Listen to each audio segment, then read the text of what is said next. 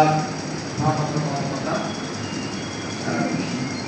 প্রতিনিধি আরও উপস্থিত আছেন হিসাবে জনাব মোহাম্মদ সাইদ ইসলাম জেলা আস্থাবিদ কর্মকর্তা, আরও উপস্থিত আছেন সভাপতি আনসি উপজেলা কেন্দ্রীয় সমাবেশ সমিতি এবং আরও যে তথ্যগুলো উপস্থিত আছেন আমাদের সাবেক চেয়ারম্যান এবং সভাপতি আরো প্রতি থেকে আজকে জাতীয় সমবায় দিবসকে সাফল্যমণ্ডিত করেছেন আমার প্রিয় সহবায়বৃন্দ, প্রিয় উপস্থিতি। 54তম জাতীয় সমবায় দিবস 2025 উপলক্ষে সারা দেশের ন্যায় যথাযোগ্য মর্যাদায় দিবসটি পালন করার জন্য আজ আমরা অত্যন্ত আনন্দ ও গর্বের সাথে দিবসটি উদযাপন করতে একত্রিত হয়েছি। প্রতি বছর নভেম্বর মাসের প্রথম শনিবার দিবসটি পালন করা হয়।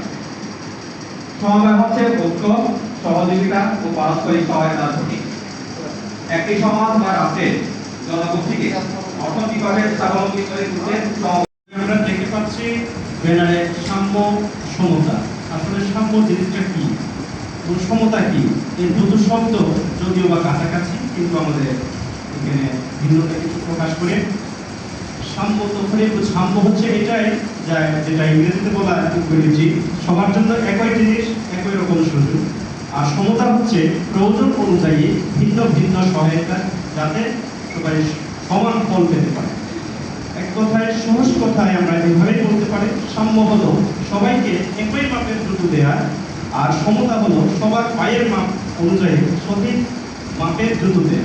তাহলে চিন্তা করুন যে এই দুটোকে তার প্রতিপাদ্য রেখে আজকে আমাদের গণতন্ত্রে বাংলাদেশ সরকার সারা দেশে সমবায়ের মাধ্যমে দেশ গড়ার একটি অঙ্গীকার এখানে করা হচ্ছে। সুতরাং এই বছরের যে প্রতিপাদ্য বিষয় আমাদের জন্য খুবই গুরুত্বপূর্ণ এবং তাৎপর্যপূর্ণ।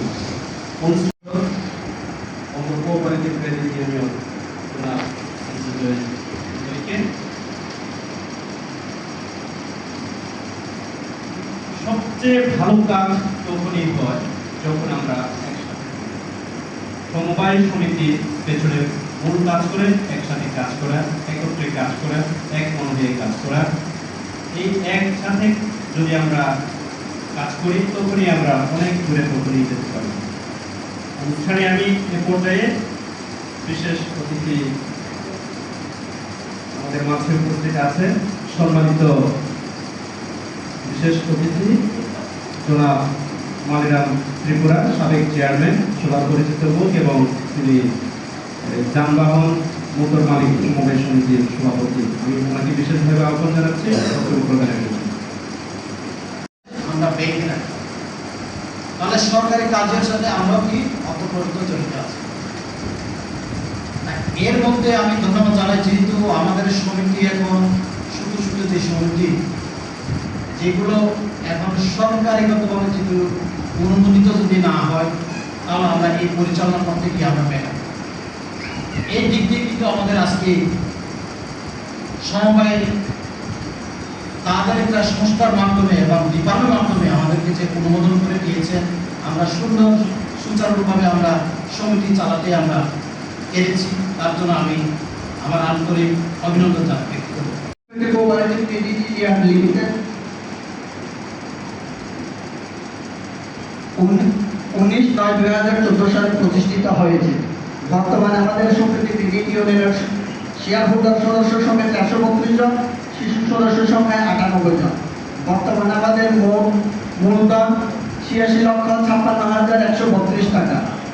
মোট ঋণ আউটস্ট্যান্ডিং 56,33,972 টাকা। ক্রেডিট ইউনিয়ন শুধু শেয়ার সঞ্চয় ঋণ আদায় লেনদেনের মধ্যে সীমাবদ্ধ আছে তা নয়, এতে সামাজিক দায়বদ্ধতা ও অঙ্গীকার পূরণের পাশাপাশি একে অপরের সৌহার্দ্যপূর্ণ ও স্বার্থপূর্ণ পরিবেশ সহ মিলনের সেতু বন্ধন রচনা করে।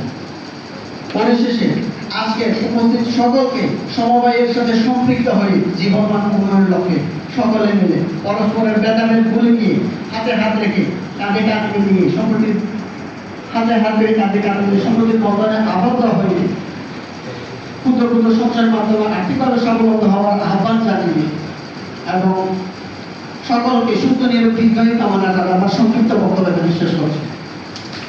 সেক্রেটারি রয়েছেন, তারা বক্তব্য দিয়েছেন, তাদের সঞ্চয় আছে অনেক, তারা খুব সুন্দরভাবে কার্যকরী সদস্য নিয়ে কাজ করে যাচ্ছেন।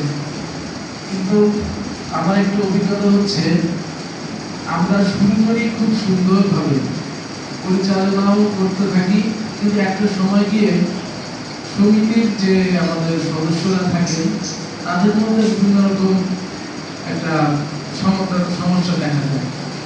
আস্তে আস্তে আমাদের সমিতিটা মুখ তুলতে হবে।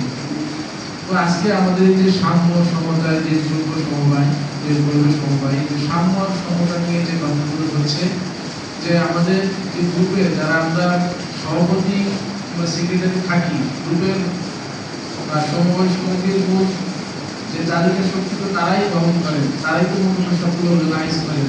তো তাদের উচিত হবে আমাদের যে সমবায় সমিতিগুলো রয়েছে এটা যাতে কোনোভাবেই মুক্ত করে না হয়।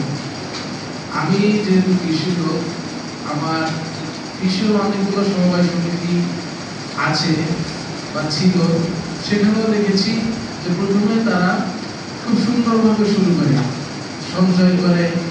কৃষিক্ষেত্রে আমি দেখেছি আমার একটা সমিতি ছিল, সেই সমিতিতে তারা বিভিন্ন রকম এই যে কৃষি যন্ত্রপাতি ক্রয় করেছিল, সেগুলো ভাড়ায় চালাইতো, চালিয়ে তারা সঞ্চয় করেছে, তারা একটা খুব সুন্দর ঘর করেছে।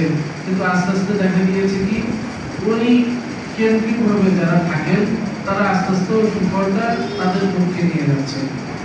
আস্তে আস্তে যেসব বাকি সদস্য রয়েছে তাদের মধ্যে জনগণ সৃষ্টি হয় এবং সর্বশেষ গিয়ে আমাদের সমিতিগুলো সংক্রান্ত হয়ে যায়।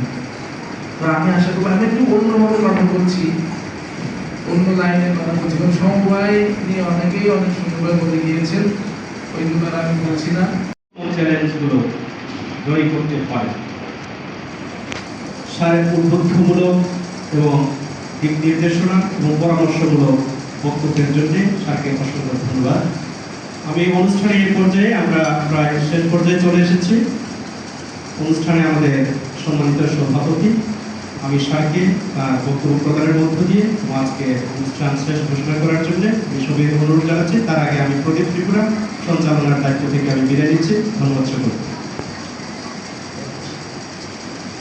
আজকে এই মহৎ অনুষ্ঠানে উপস্থিত সকল সমবায়বৃন্দ, ইলেকট্রিক প্রিন্ট মিডিয়ার সকল সাংবাদিকবৃন্দ, এই মঞ্চে আসীন সকল অতিথিবৃন্দকে আবারও আন্তরিক অভিনন্দন, কৃতজ্ঞতা ও সমবায় শুভেচ্ছা জানিয়ে এবং সবার সুস্বাস্থ্য কামনা করে আজকে ৫৪তম জাতীয় সমবায় দিবস উপলক্ষে অনুষ্ঠিত আলোচনা সভা এখানে সমাপ্তি ঘোষণা করি।